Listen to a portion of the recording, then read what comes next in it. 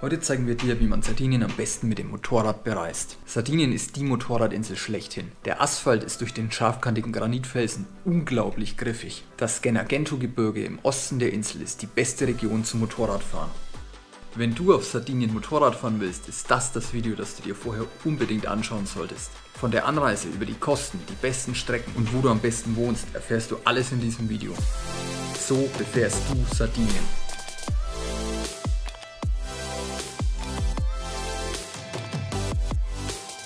Es gibt mehrere Möglichkeiten, wie du mit deinem Motorrad nach Sardinien kommst. Möglichkeit 1, du steigst auf dein Motorrad, fährst bis nach Italien, steigst dann in Livorno oder bei Genua auf die Fähre und fährst über Nacht bis nach Olbia. Möglichkeit 2, du gibst dein Motorrad einem professionellen Motorradspediteur, der transportiert das Motorrad für dich nach Olbia und du kommst mit dem Flugzeug einfach nach.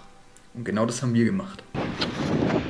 So, wir sind vor 10 Minuten in Olbia gelandet und laufen jetzt 5 Minuten zu unseren Motorrädern zur Halle. Beides hat natürlich Vorteile und Nachteile. Wenn du selbst fährst, dann ist es im Normalfall ein bisschen günstiger. Dafür brauchst du aber länger. Je nachdem, woher du kommst, brauchst du für die Anreise 2 Tage mehr und für die Abreise auch 2 Tage mehr. Du hast die Fährkosten, die je nach deinem Anspruch, ob du ein Bett benötigst oder ob du mit dem Auto kommst oder nur mit dem Motorrad, irgendwo zwischen 50 und 400 Euro liegen. Was dabei dazu kommt, ist natürlich der Sprit, den du benötigst, Mautkosten und der Reifenverschleiß, den du auf dein Motorrad drauf bekommst. Wenn du dein Motorrad transportieren lässt, bist du natürlich viel schneller auf der Insel bzw. viel komfortabler und auch wesentlich angenehmer wieder zu Hause. Der Preis ist allerdings ein bisschen höher. Du zahlst um die 600 bis 750 Euro für den Transport plus die Flugkosten, je nachdem wie die sind. Man kommt mit dem Transport ungefähr 300 Euro teurer im Schnitt, hat dafür aber wesentlich mehr Komfort.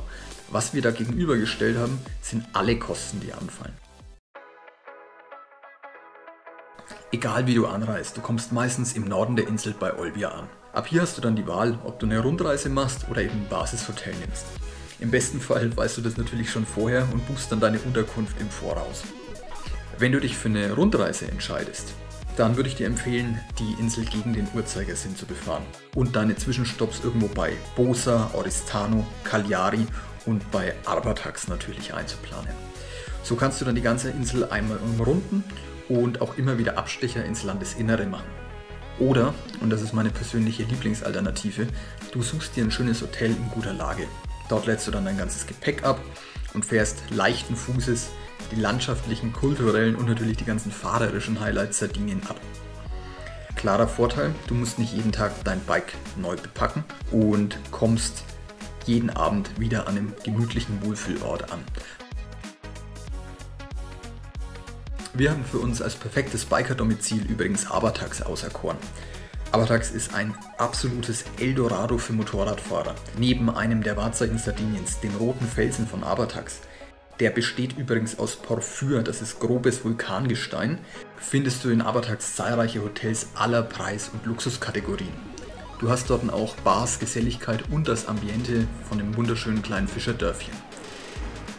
Aber, und das ist echt cool, auch die Ruhe und Abgeschiedenheit an langen Sandstränden und kleinen Buchten. Die Region ist also nicht nur zum Biken perfekt, sondern eben auch für Sozias und Paare, die nicht jeden Tag aufs Motorrad steigen wollen und auch einfach mal eine Auszeit genießen möchten. Bei uns ist jetzt mittlerweile der letzte Tag angebrochen. Ich habe es das erste Mal vor dem Frühstück zum Strand geschafft und es war eine super geile Woche.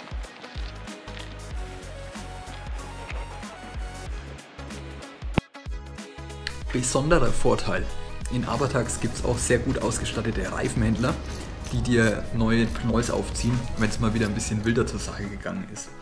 Und aus eigener Erfahrung weiß ich, die haben die ganzen Top-Modelle an Reifen. Wenn dir das Video bisher gefallen hat, würde ich mich freuen, wenn du ein Like da lässt, den Kanal abonnierst und die Glocke drückst. So wirst du immer informiert, wenn wir ein neues Video hochladen.